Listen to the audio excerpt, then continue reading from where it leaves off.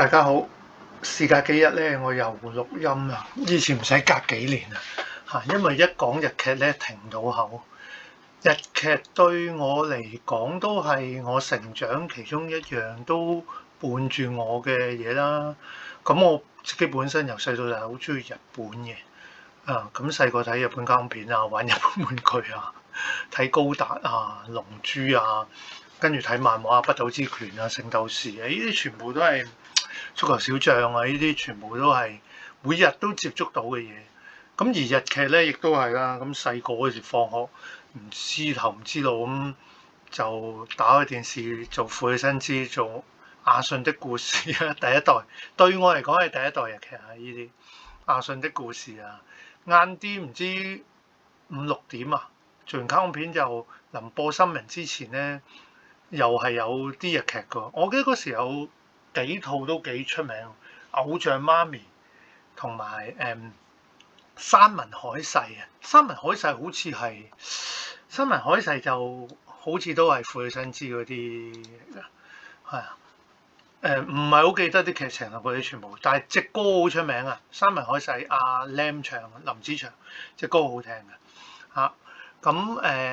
咁我點解個標題我打算咧？呢個叫做日劇嘅Part One 咧，其實都因為嗰條 timeline 好長。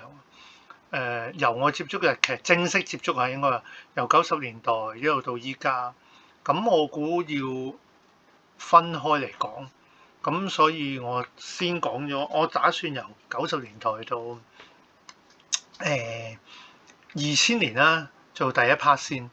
咁呢段時間我會先係咯，先其實我又唔係影評人嚇，咁上一集真係太頂唔順，所以先插佢一鑊，插祠堂喎。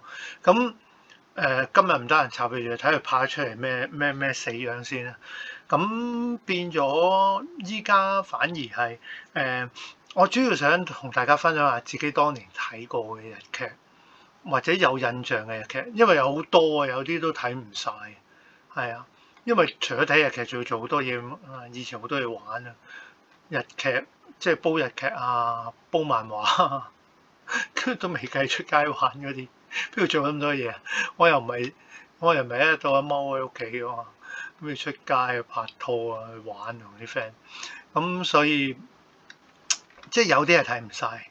咁我亦唔係影評人啊，我唔係講嗰啲咩剪接啊、效果啊、大佬燈光啊，佢用唔用蒙太奇手法啊，我唔係呢啲亦唔識講人哋嘅演技，只不過係講我睇過，對於我好深刻印象嘅，希望可以大家勾起大家嘅回憶嚇。咁有啲我冇睇過，如果大家又覺得好對大家都對自己都好深刻嘅，都可以話俾我聽，或者有啲滄海遺珠我唔記得咗冇講嘅，而你哋睇過都可以分享下。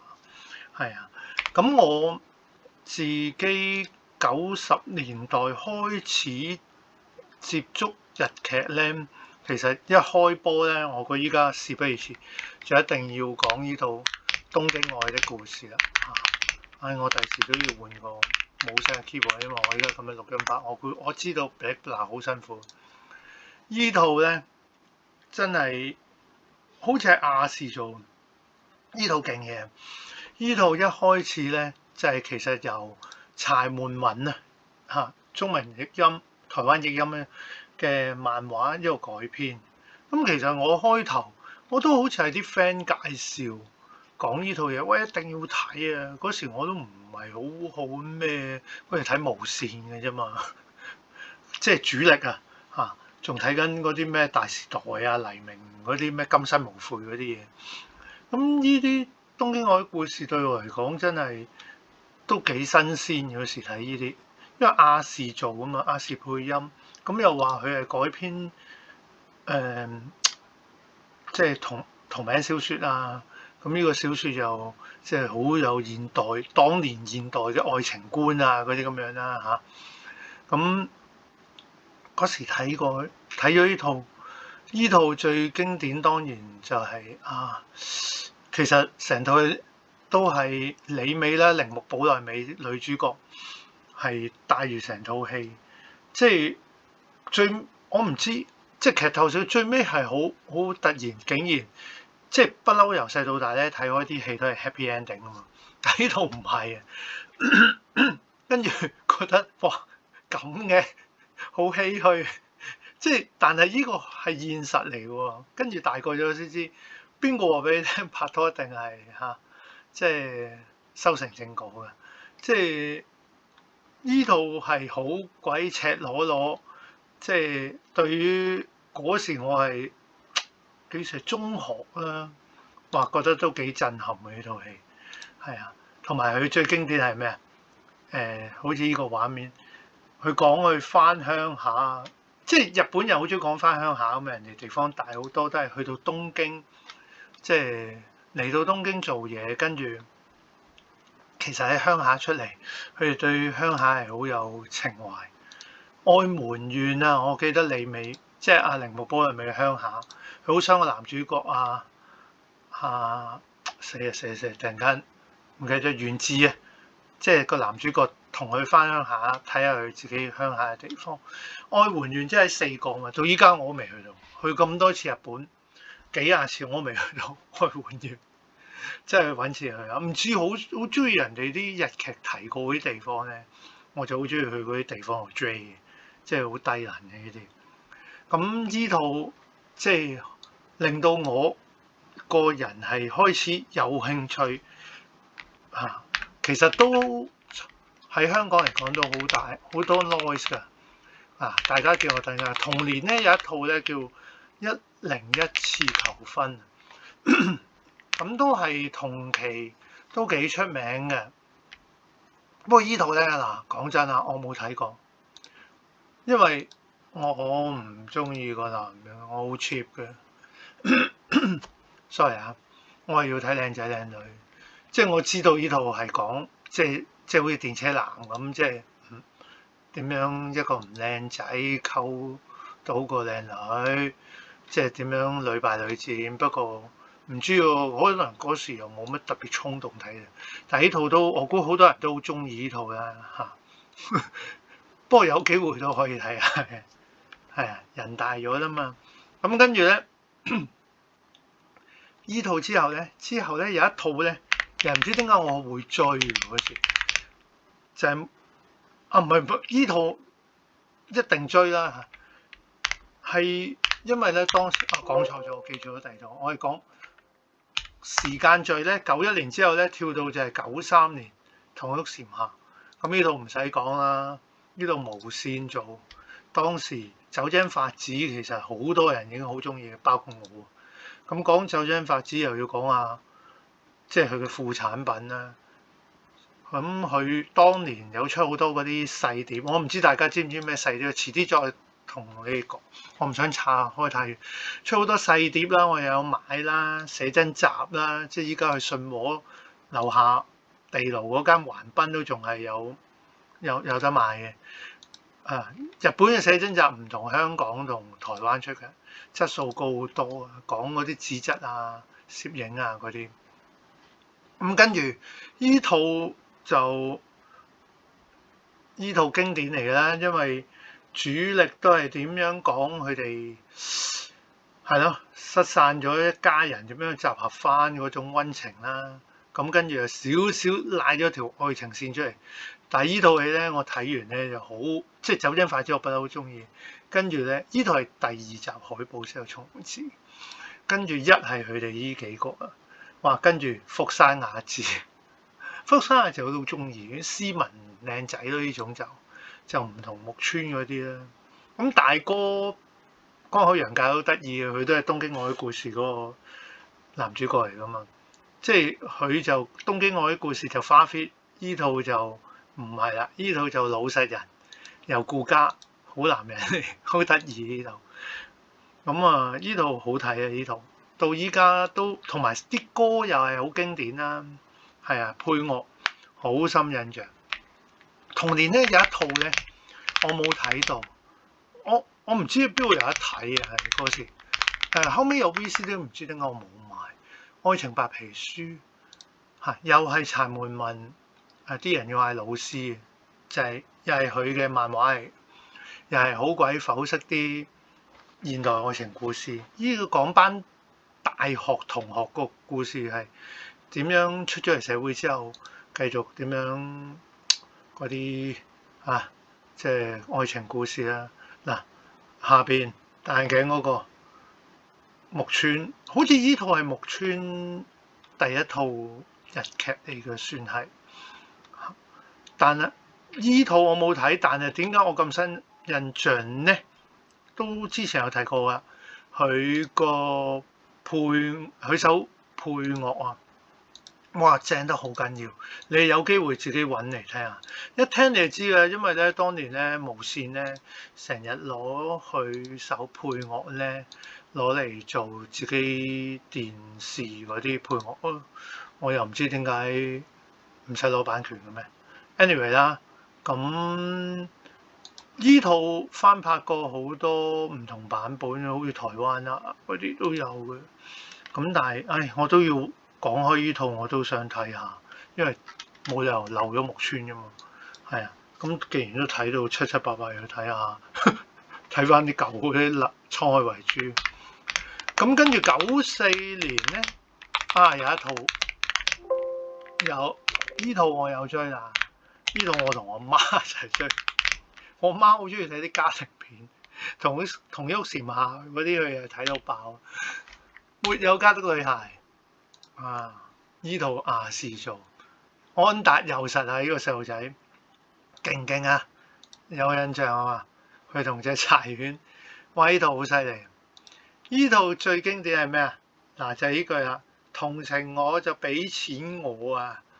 咁一個細路仔講句咁嘅對白，同情我就俾錢我啦，咁樣好可愛啊！嗰時童星，大個咗大家唔知。咁嗰同時都有江一啊 ，Kinky Kiss 依套係正式個海報嘅，安達佑實。呢套我有追啊，呢套追晒啊！嗰時亞視一路做一路睇，呢套都幾好睇，係啊，即係另類啦，冇愛情嘅，不過有個即係江一嗰啲做大哥哥咁樣咯。咁跟住咧，哇！95年。94年就沒有家的女孩啦，95年咧就嚟啦，金田一啊，金田一係依個金田一啊，唔係我哋睇開漫畫嗰個金田一，係佢同有坂理惠，係啦，有坂理惠，仲有冇印象啊？有坂理惠都幾紅啊嗰時，雖然佢塊面咧，你留心睇歪歪地嘅，但係都真係紅啊！咁呢個係堂本剛，我成日撈亂江一同阿堂本剛。咁我覺得其實堂本剛唔似金田一㗎啦個樣，不過佢都 OK 啦，都幾好睇。主要係日本拍得認真，啲道具啊、氣氛都幾恐怖嘅，有時拍嗰啲嚇人死人場面啊，或者學校有鬼嗰啲都幾刺激嘅。呢套我記得係喺無線星期六夜晚。係咪以前做聖鬥士同慢波嗰段時間嘅咧？有冇人可以提下？我唔記得咗係咪咧？咁新版係呢個男仔，我唔識佢叫咩名啊？係啊，我有睇過下。一般咧，呢個咁，我覺得堂本剛好啲，靚仔啲。美雪唔記得咗邊個做嘅。咁同年咧，95年咧，亞視又有我偶像啊！星之金幣係啦，喂！依套死啦，我撈亂咗添，我係咪老得滯？已經唔記得咗。依套係咪啞㗎？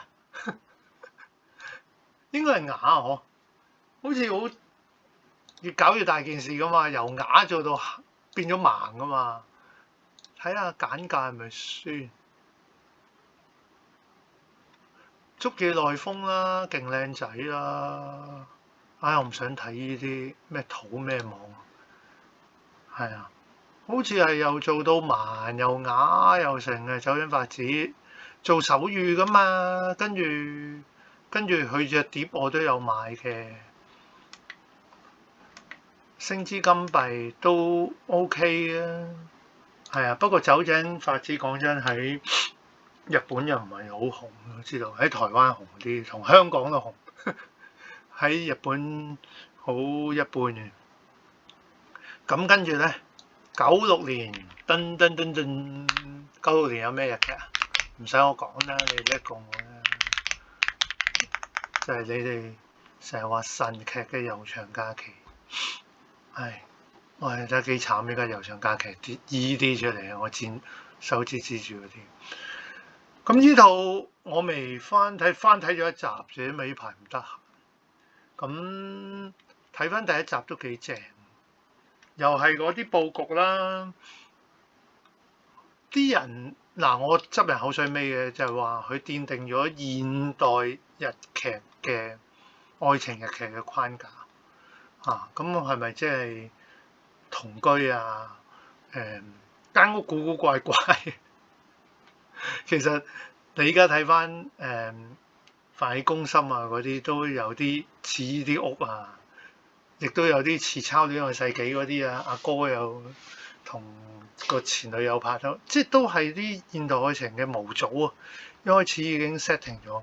咁呢套勁在就係佢嗰個勵志嗰下啦。哎呀，唔好撳香港嗰啲，好嘔心。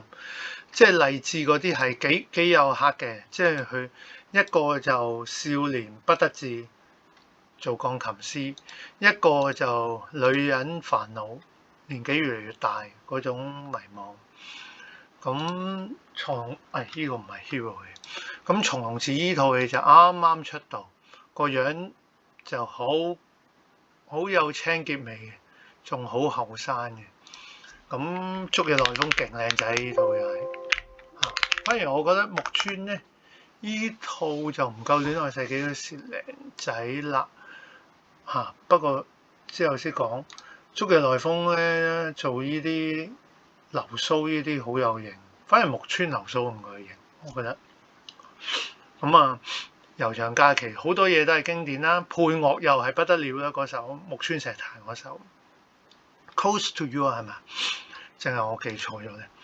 咁嗰幅海報啦，擺喺個屋頂上面，同埋個波嗰個我哋以前1蚊抽僆仔扭蛋嗰部嘢咧，我估呢啲好快興翻㗎啦。即係尤其山口哲子着嗰啲衫咧 Y2K 嘛，接近即係呢啲啊，撞到五顏六色嗰啲咧。即係呢啲應該好快又興翻啦，我老婆話嘅，唔興問佢。咁但係木村呢啲樣扮乖，我麻麻地佢呢啲嘢，太乖。不過靚仔咧，梗係靚仔啦，係啊。咁長假唔使多講啦，大家每個人都有自己心入邊嘅評價。但係咧。同年咧，97年咧，同一屋檐下亦都有第二集。第二集個家庭又再加大咗啦，有松隆子啦。因為松隆子彈咧，松隆子其實都橫空降世嘅。佢爸爸係啲好勁嗰啲做舞台劇嗰啲大師，所以佢唔使點捱嘅，一出嚟就好多嘢都有份。即係有份去做啊，跟住就擔正啊。咁佢做戲本身即係又唔好快都入到局嘅，即係唔似有啲人要磨幾年都搞唔掂嗰啲。咁呢套2就愛情線會重咗啦，因為福山雅治同酒井法子係啊，咁最後搞到結婚。都係 happy ending 啊！我好中意睇啊，我好中意睇，因為兩個我好中意睇嘛。酒井法子加松隆子，有福山雅治啊！以前啊，哇揾到呢張，我就係買依款嘅 VCD 啊！哇勁啊！嗱，我估大家都買唔少呢啲啊，信我呢啲 box set。有冇試過買完翻嚟有其中一隻係花㗎，睇唔到？我一買嘅 K 嘅時候，我係留念都過癮，睇唔到㗎喎呢啲。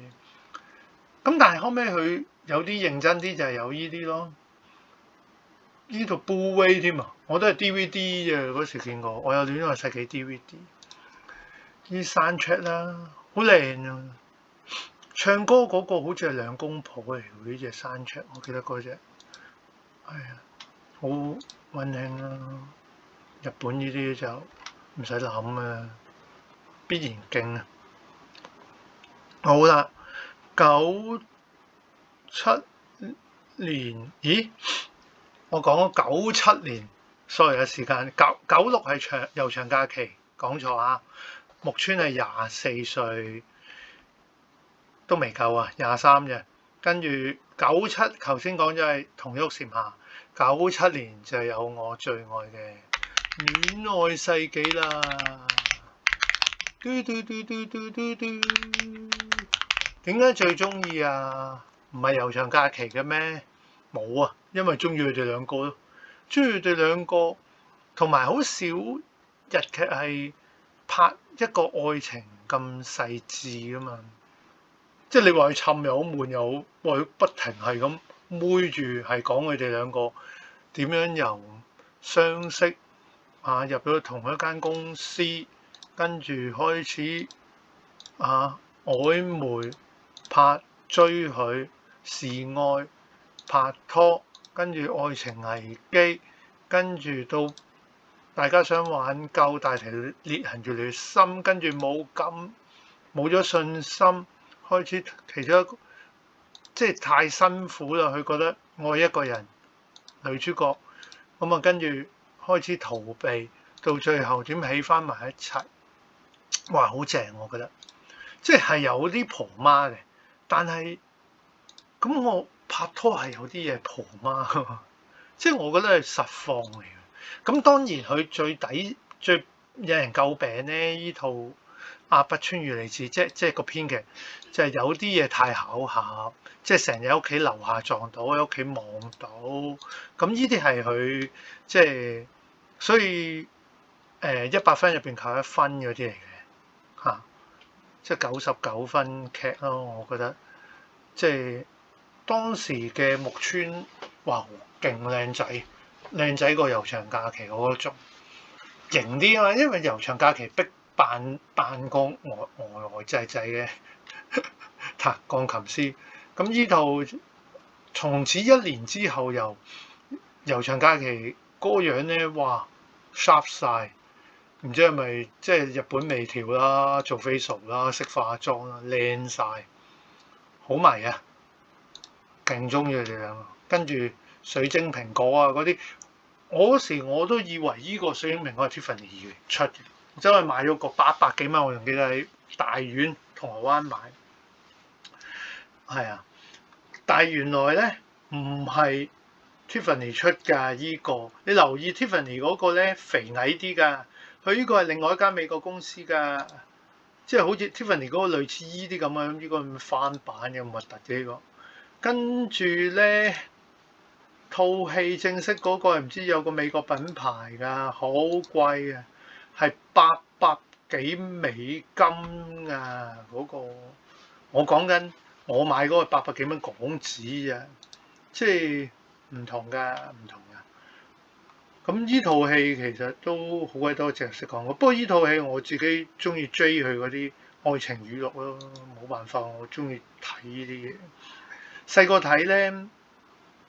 覺得有啲嘢覺得臨尾咧個女主角攞嚟搞嘅，明明木村揖翻就算啦，但係你大個咗咧你就明咧，有啲嘢你冇咗信心，你真係驚咧，又會多一份體諒，因為啱啱先再翻睇嚟啦，其實翻睇咗好多次，會隔幾年睇一次，但係真係唔同咗，依家到自己依家幾百歲嘅時候再睇呢啲戲，見到。嗰個水源啊，有好多人話好鬼真啊！喂，大佬，人哋臨結婚前佢哥整單咁嘅嘢，咁又真係好熬嘅喎。即係你大個咗去睇一啲事情咧，再睇呢啲戲真係唔同，即係唔係扮嘢嚇，真係所有係越 depth 越有味道嘅，所以呢啲戲可能隔幾年翻睇又有一個新味道。係咁97年過咗之後咧，98有冇勁嘢？98多戲咯。嗱97年咧，基本上木村即係96、97拍完長假同戀愛世紀，基本上已經坐封神咗㗎啦。98年咧，木村咧就開始，我覺得有少少轉型嘅呢套戲，係啦。咁同中山美穗做咗嗰套《沉睡森林》嘅穗子點彈？《沉睡森林》有冇睇過啊？大家應該有啊。呢個穗字唔識打。咁咧做咩啊？《沉睡森林》係咁就係比較懸疑啲，又有啲愛情嚇。咁都 OK 啊，不過麻麻地啊，我又唔覺得呢套係神劇啊，係啊，咦原來東野圭吾㗎，原來呢個，對唔住，我真係唔識嘢，我隔咗咁多年先知原來係東野圭吾，唔該死懸疑嘢啊，咁呢套都紅嘅，但係就唔係大家 expect 嗰種，哇大佬攬住錫啊，成日甜言蜜語啊。好 sweet 啊，嗰啲啊講理想啊，長假嗰種啊，個個都係即係靚仔靚女大聲啊嗰種咯，唔係嘅。咁呢套有呢套啦，木村，因為木村一年一套噶嘛，之後就月九係佢霸咗噶啦嚇。咁我 suppose 大家知咩叫月九，即係最黃金時檔富士電視台。即係星期一夜晚9點嗰個，咁跟住咧，哇！依個出道啦，98年呢兩個都真係一出道就都威好多年啦，就係金城武嘅第一套日劇，同埋15歲嘅深田恭子啊，第一套日劇啊，深田恭子都幾正啊，細個幾靚女。金城武又係啦，呢套就催淚彈嚟嘅，我都有睇晒，我都幾中意睇。不過尾係拖得幾勁，但係算啦，一路睇落去順住個勢睇都幾好睇。係啊，神給我多一點時間。咁跟住98年就有好多人好中意嘅啦，亞視有做。GTO 依套，咦？漫畫嚟嘅咩？係啊，所以彈漫畫係啱嘅。但係反町隆史啦，係啊，反町隆史有 Beach Boy，又有最經典 Beach Boy 同埋 GTO 啦。呢套好破格啦，但係我唔記得咗自己，我淨係唔記得自己有冇睇過，仲有立過。我冇好認真睇過。菜子啊，佢老婆啊，即係，但係反町隆史幾似入邊鬼塚英吉依個角色嘅，係啦，即係，所以揾得係幾好嘅。佢都好襯啊，做呢啲角色。突然間講咗 Beach Boy，我唔記得 Beach Boy 係屬於咩年代咧？係咪都係我97年嘅 sorry 啊，即係同同旭禪下嘅，我 miss 咗呢套嘢，因為我麻麻地，因為我唔中意睇。點解我嗰時麻麻地咧？呢兩個我都中意睇，點解啊？有呢個我唔中意廣末涼子，我係大佬嘅酒井法子、松隆子嘅睇呢啲啦，睇廣末涼子搞錯啊！呢家仲要整鑊粥喎，知佢老咗之後，搞唔掂。同旭禪下仲有內田有紀啊，係啊，內田有紀後生唔靚嘅，我覺得，因為好黑㗎。哇，老咗靚到爆依家。內田有紀大家記唔記得佢？應該有煲開就知佢依家個靚樣啦。後生黑㗎嘛，咁樣㗎嘛。我依家老咗係咁喎，8個成個人，冇話靚女晒，咁啊！呢啲真係犀利，老咗先靚，佢都年紀唔輕啊！佢好似同福山雅治拍過拖㗎，我冇記錯嘅喎。咁但係咧我知點解要講98年啊，就係我有一套我估大家唔係好多人睇過，但係我中意到爆嘅日劇《邂逅》，係咩后啊？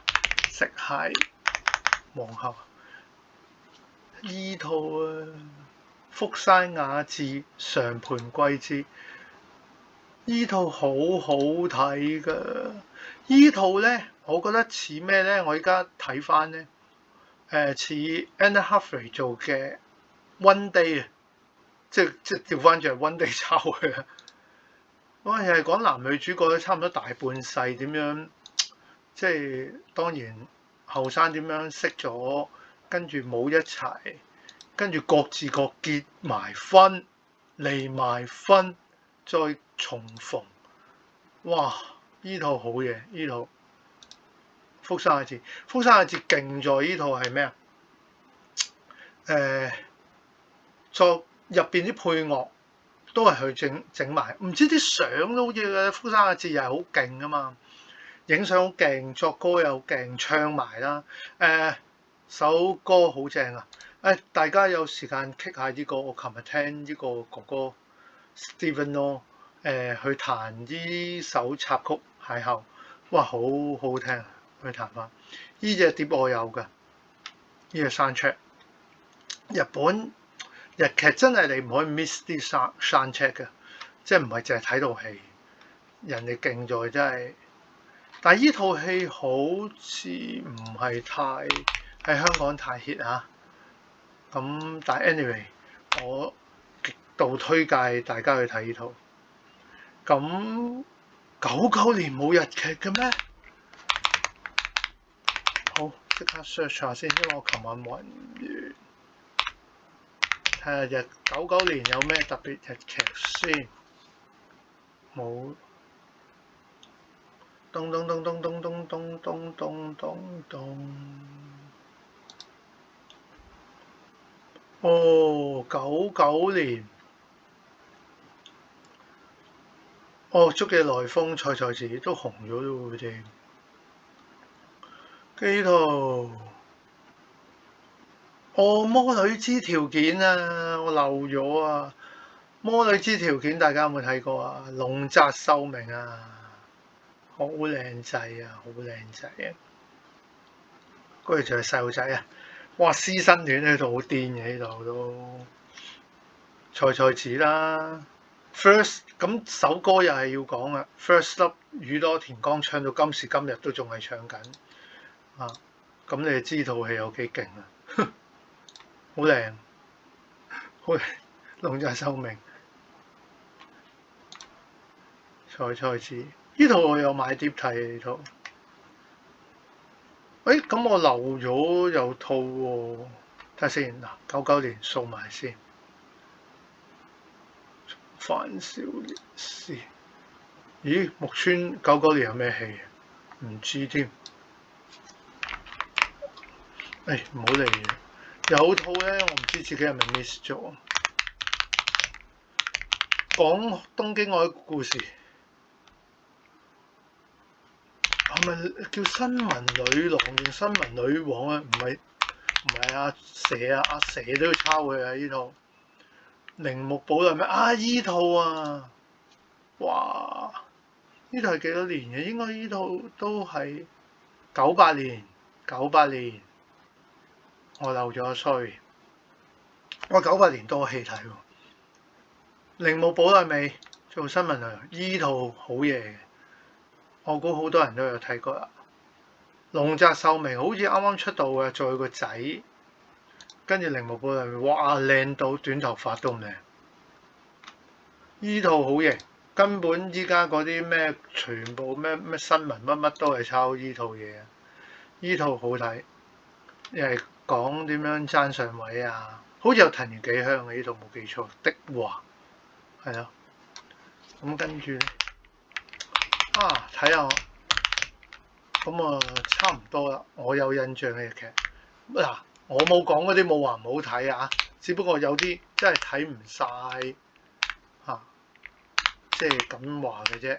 咁如果大家有咩想分享、想補充咧，即管大家講，即係大家當懷舊下咁啦。簡單啲講，好老土嗰啲説話，其實都係懷舊嘅啫。99年係維基木村，睇下我冇執漏咗啫。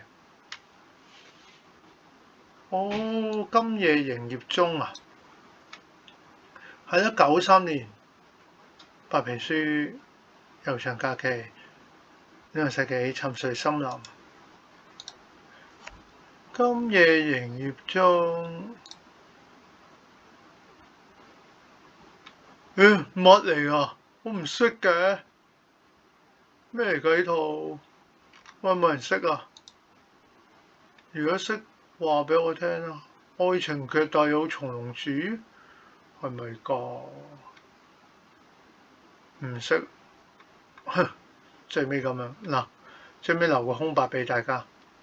梁木村，跟住2000年就嗱，之後嗰啲咧，我諗住下一個就同大家再分享。